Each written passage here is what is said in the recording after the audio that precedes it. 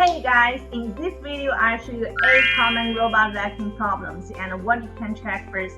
Number 1, it won't charge or the battery drains much faster than before. First, check the charging contacts. If the contacts are clean and the robot has been used for a long time, the battery may simply be worn out. Number 2, the robot keeps spinning in circle or won't drive straight. Flip it over and check both drive wheels. Hair, spring, or other debris may be wrapped around one of the wheels. Number 3, a clip sensor error. Check these sensors on the bottom of the robot, and if there is dust or dirt on them, wipe them clean and try again.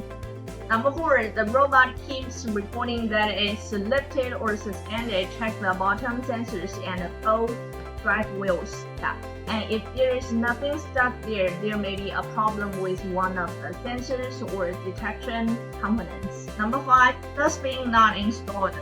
Take the dustbin out and put it back in and clean around the dustbin area. If the warning is still there, the dustbin detection sensor may be the problem. Number 6, no water is coming out while mopping.